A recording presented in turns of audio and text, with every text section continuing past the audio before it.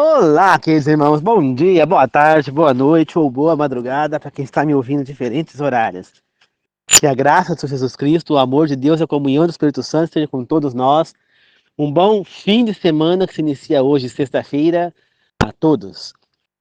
Na meditação de hoje falaremos sobre qual pedra foi construída a igreja falada por Cristo, né? A igreja verdadeira. Antes de começar, gostaria de pedir, pause esse vídeo agora. Vai lá, se inscreva no meu canal e aperta o joinha lá e curte o vídeo. E quando acabar o vídeo, vocês pegam e compartilham. Por favor, é muito importante. Eu estou falando, tem muita gente que não se inscreve no canal e principalmente não curtem as mensagens. Gostando ou não, curtam. Ajude nesse trabalho missionário, por favor, é importante. Desde já agradeço. Queridos irmãos, a Igreja Católica, né, mais uma vez falando sobre ela acredita que Pedro foi o primeiro Papa, né? Que foi sobre Pedro que a Igreja de Deus foi construída. Por causa deste texto aqui de Mateus 16:18 que diz: Eu lhe digo que você é Pedro, e que sobre esta pedra eu irei construir, ou eu construirei a minha igreja, e os poderes da morte não prevalecerão contra ela.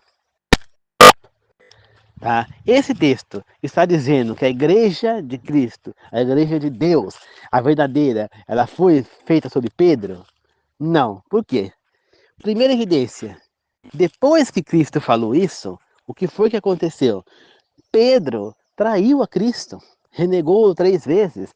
Então, o inimigo, Satanás, o inferno, teve poder sobre o querido. Então, não poderia ser Pedro a rocha que que que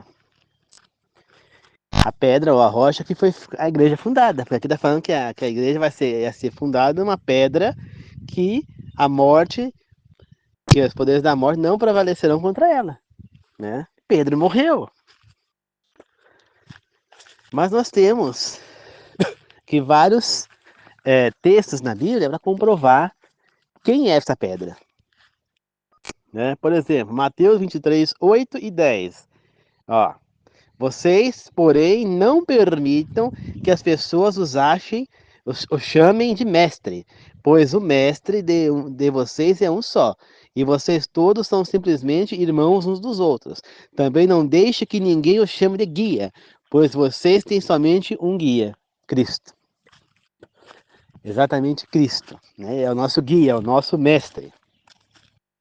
1 Coríntios 11, 3 diz: Mas quero que vocês entendam que Cristo é o cabeça sobre tudo. O homem é a cabeça sobre a mulher, e Deus é a cabeça sobre Cristo. Né? Você vê que a Bíblia ela vem falando o quê? Que, embora o homem é a cabeça sobre a mulher, não significa que que ele tem o direito de humilhar, pisar, chicotear, bater, agredir, entendeu? Que a mulher não vale nada, não é isso, né? Ele é a cabeça, porque num lugar, numa família, ou mesmo num país, tá? Tem que ter um líder, tem que ter alguém que tem um poder de decisão, tá? Não tem como não ter essa liderança, entendeu? Então essa é a liderança que foi dada ao homem na família. Porém, isso não faz da mulher um nada ali que ela possa ser pisoteada, tá certo? Que é o que infelizmente no decorrer da história a gente vê a mulher sempre sendo menosprezada, sempre sendo chicoteada, humilhada, né? Se a mulher não tinha filhos, era ela que era impura, nunca iam falar que era o homem que era impuro. Mas quando você vai na história de Batseba, você vê que possivelmente quem era estéril era Urias, pois ela ficou casada com ele durante um tempo e ela não engravidou. Na primeira vez que ela se deita com Davi, ela engravida. Portanto, ela não era estéril, quem era estéril era o marido. Mas garanto pra você que todo mundo lá falava que Batseba devia ser estéril, porque tá casada com Urias e não tem engravidado. Você tá entendendo? Você entendeu? Portanto, sempre a mulher a culpada, mas isso é uma coisa errada. Não é isso que a Bíblia fala, não é porque o homem é o cabeça que ele é melhor que a mulher. Nunca foi, nunca vai, nunca, não é e nunca vai ser. Tá? Efésios 1:22 diz: Deus que pôs todas as coisas sob os pés do Salvador. Deus colocou tudo sob o controle de Cristo e o fez o cabeça de todas as coisas para a igreja, né? Então, ele é que é o cabeça da igreja. Cristo é o cabeça. Ele é que tem todas as coisas da igreja no seu poder. É ele quem comanda a igreja. Deuteronômio 32:4 diz: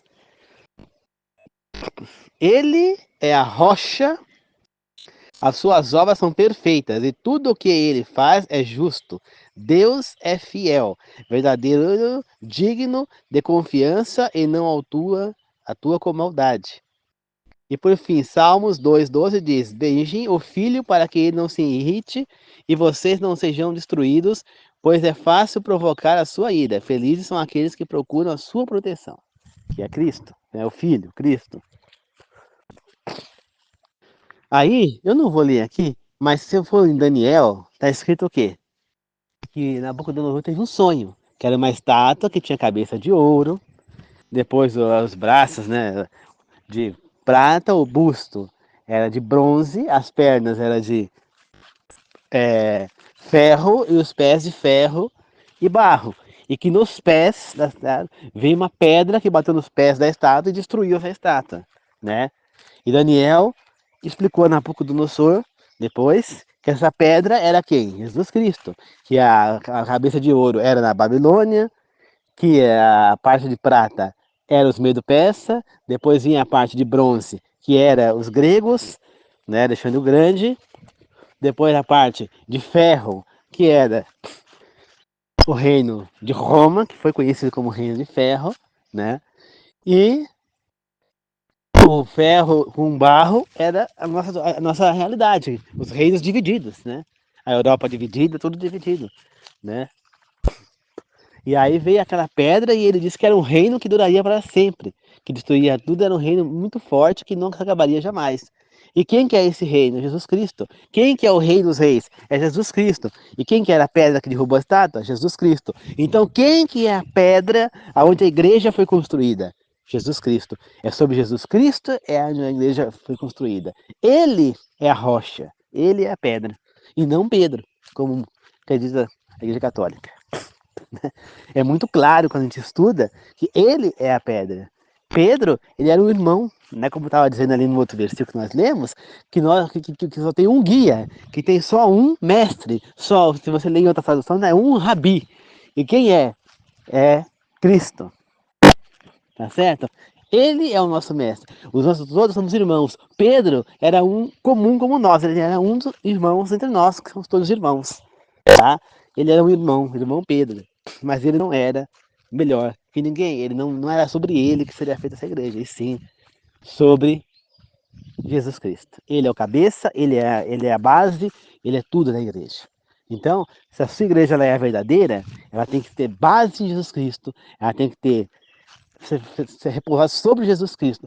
Ele deve ser o único que deve ser louvado naquela igreja, juntamente com Jeová, Pai, né, Deus Pai, e o Espírito Santo, tá certo? Os três é quem deve ser louvado nessa igreja. Eles são o conjunto que comanda essa igreja, e não homens. Então, não é sobre Pedro que foi construída a igreja, mas sim sobre Jesus Cristo, né? Então, a Bíblia é muito clara, né? Jesus Cristo, ele disse que ele era o Messias para aquela samaritana. Para outras pessoas ele não disse, mas ele deu a entender o que era, né? E por que então que Jesus Cristo, quando estava na frente de Pôncio Pilatos, ele não disse, eu sou o Messias, eu sou o Cristo, eu sou o Filho de Deus, que os judeus esperavam? Por que ele não disse isso?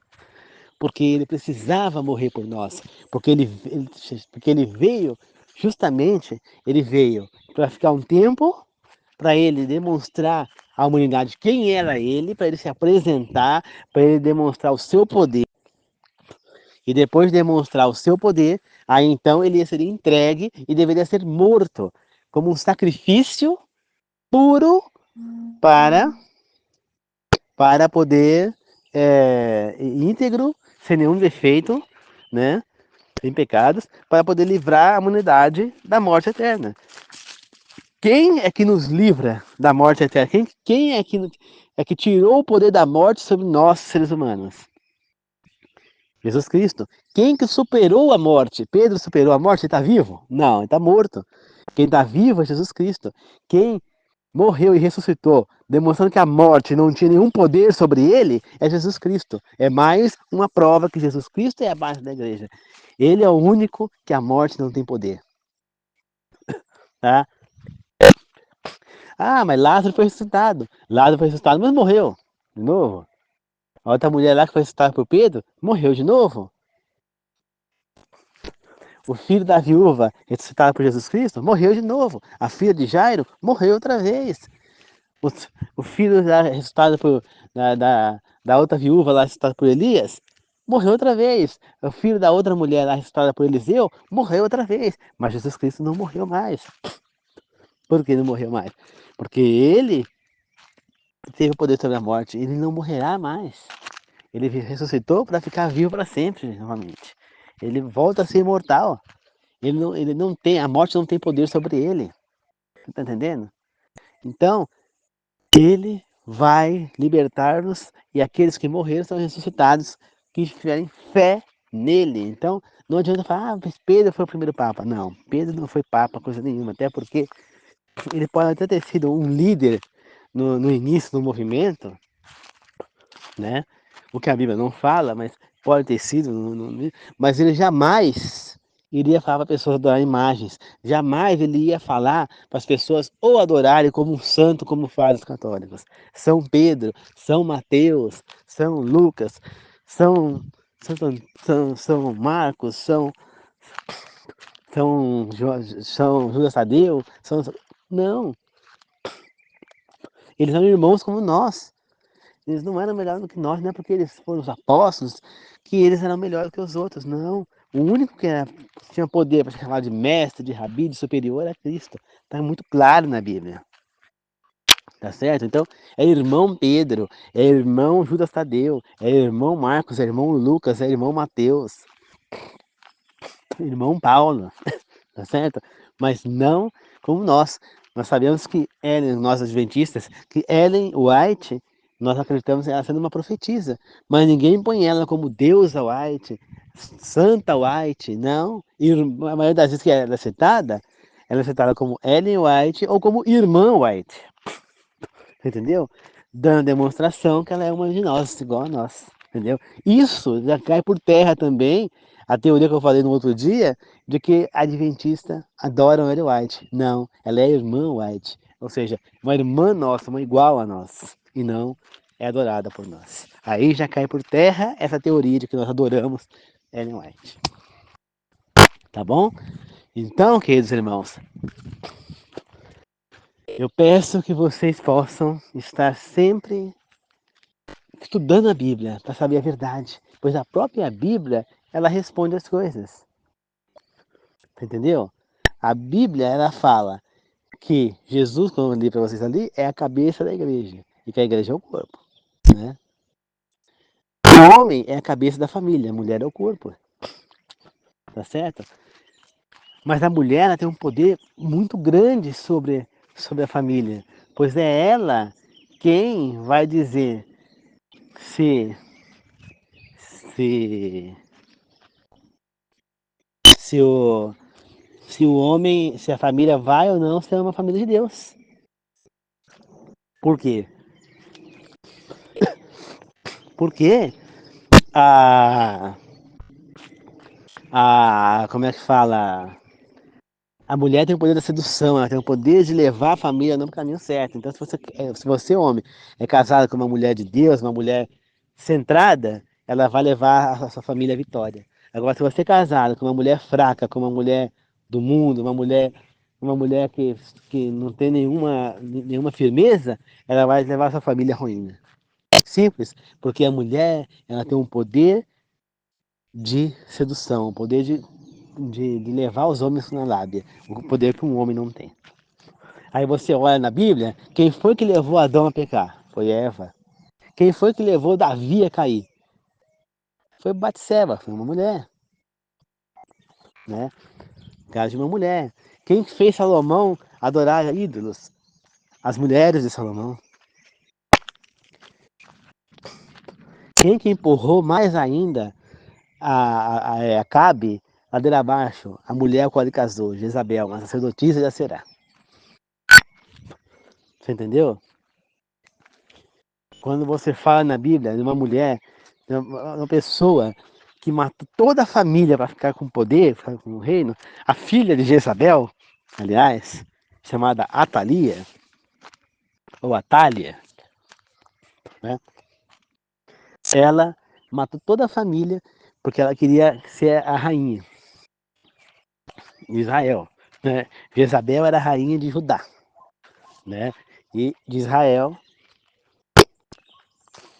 era o marido de Atalia. O marido morreu e ela matou todos os filhos, netos, para que não tivesse descendência e ela fosse então nomeada rainha.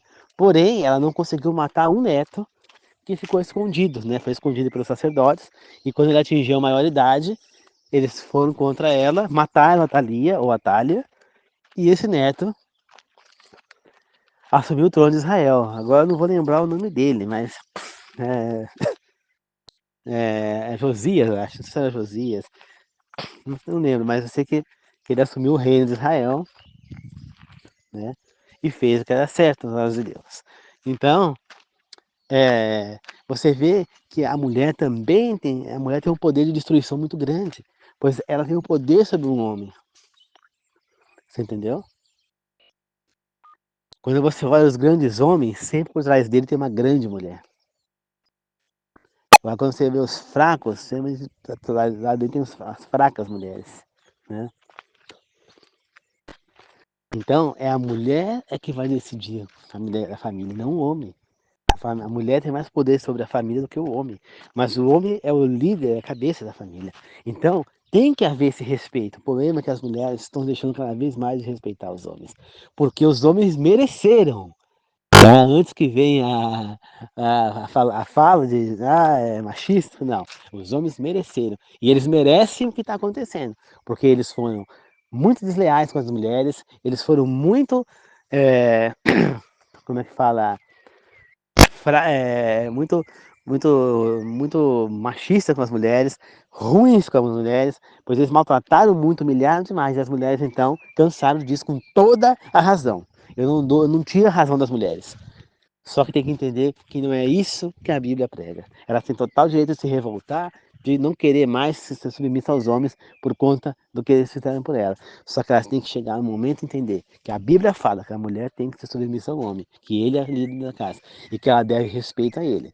E que o homem deve respeitar ela. Se numa família tem uma mulher que respeita o marido, e que é submissa ao marido, e tem um marido que respeita a mulher, e que juntos eles levam a família adiante, essa família é bem estruturada, bem sucedida e abençoada por Deus e é feliz. Agora, numa família onde a mulher não respeita o homem, humilha o homem, e o homem não tem estrutura, os dois são fracos, essa família vai arrumando destruição. Cabe a nós decidir qual é a família que nós queremos ter. Cabe a nós decidirmos qual é a vida que nós queremos ter. A minha igreja, a igreja que eu quero seguir, que é a igreja espiritual de Deus, não é adventista, não é adventista, é a igreja espiritual de Deus, é a igreja que é baseada sobre a pedra que é Jesus Cristo, tá? Ela é sobre a pedra que é Jesus Cristo, é Ele que é a pedra, é a minha igreja, é aquela espiritual, é aquela ao qual Jesus é o pastor, é Ele quem prega, essa é a igreja que eu sigo, essa é a minha igreja, não é adventista. Adventista é a igreja que eu escolhi aqui na terra para ir congregar. Se eles são certos, eu não sei. Mas o que eu sei é que eu procurei uma igreja onde eu sentia a presença de Deus, onde realmente eu via as pessoas querendo agradar a Deus. E não uma igreja onde as pessoas iam simplesmente para ouvir o líder da igreja, onde eu não sentia. Fui em várias igrejas e nenhuma eu senti o que eu sinto nessa igreja. Tá certo?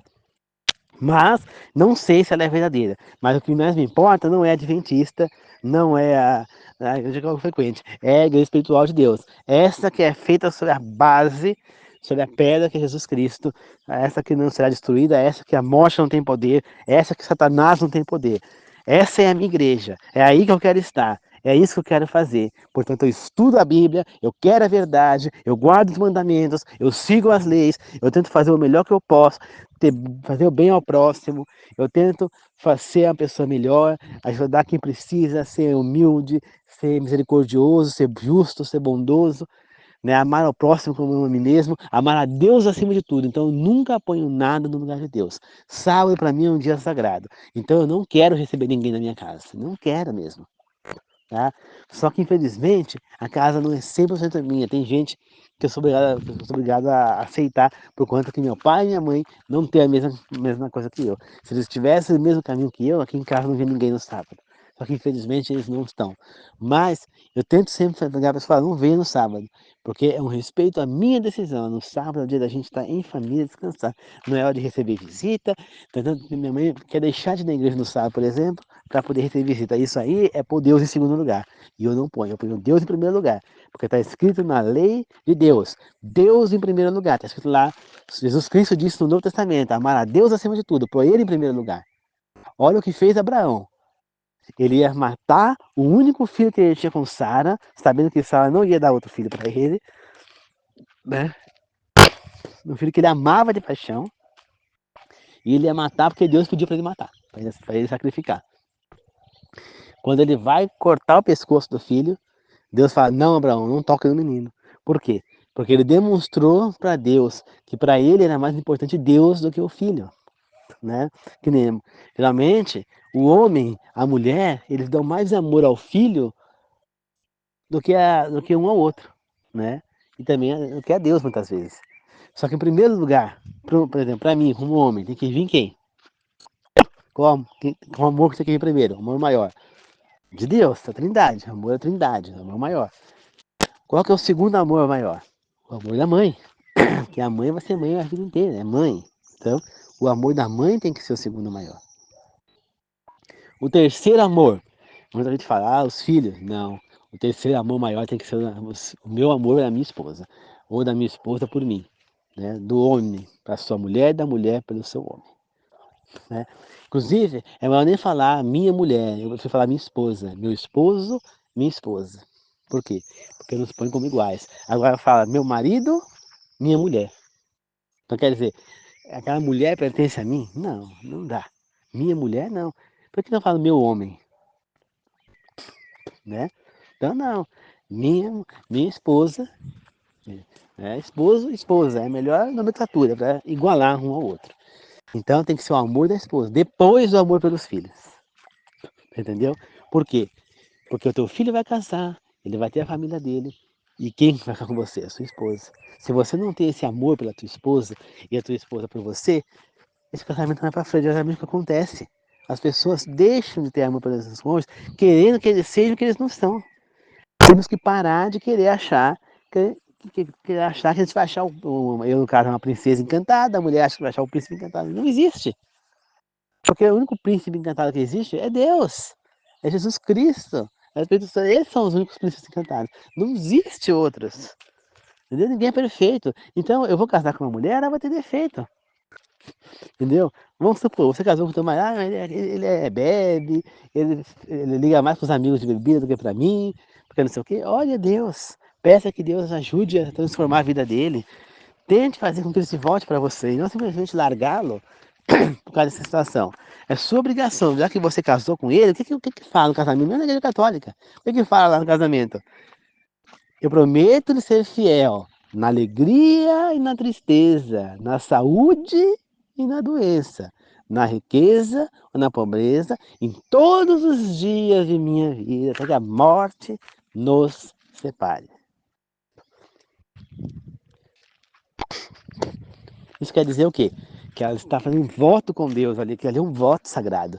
Que ela vai ser fiel a Ele, vai estar do lado dele, seja qual for o momento da vida dele. Então, se ele está passando por um momento difícil, uma doença, como o alcoolismo, é uma doença. Então, ela tem que estar do lado dele, orando a Deus, pedindo que Deus o ajude, tente levar para a igreja, para que Deus o liberte dessa doença. Você entendeu? Tem que estar do lado. É que nem, por exemplo, meu tio, a mulher dele teve câncer de mama há anos atrás, há vários anos atrás, E ele não abandonou, ele cuidou dela, tratou dela, ficou do lado dela até o tempo inteiro, ela se curou. Agora, hoje em dia, quem está com câncer é ele. E quem é que está do lado dele? Ela. Quem está cuidando dele? Ela. Então, quer dizer, se ele não tivesse abandonado, hoje quem será que ia cuidar dele? Será onde é que ele estaria hoje? É aquela mulher ao qual ele amparou que está cuidando dele. Então, nós temos que amparar uns aos outros, porque hoje uma pessoa precisa, amanhã é outra. Hoje, o seu marido vai estar precisando com essa problema de alcoolismo. Amanhã pode ser você com outra doença e ele vai te amparar do mesmo jeito que está amparando ele. Por isso, é importante você fazer a sua parte. Por isso, é importante que nós estejamos firmes e fortes na fé e fazer o que é certo. Não adianta a gente querer achar que separar e arranjar outra pessoa que vai melhorar a vida. Não. Você pode achar outro cara que é violento, ou eu, uma outra mulher que não seja pessoa de Deus, que seja pessoa do mundo, uma loba em pé de cordeiro, né? Tem muitas pessoas que vão à igreja e aparecem sendo cordeirinhas, mas são lobos disfarçados, né? Então temos que tomar cuidado com isso também, tá certo? Queremos boas pessoas ao nosso lado,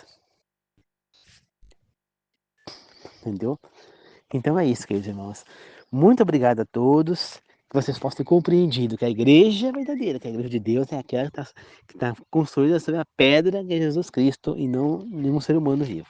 Tá bom? Jesus é a pedra a qual a igreja foi construída, que ele disse. Ele mesmo é a pedra. Tá certo? Muito obrigado a todos. Que a graça de Jesus Cristo, o amor de Deus e a comunhão do Espírito Santo esteja com todos nós. Que assim seja, eu oro, agradeço e glorifico. Amém. Que a graça de Jesus Cristo, o amor de Deus e a comunhão do Espírito Santo esteja com todos nós. Tá bom? Muito obrigado a todos. Falou!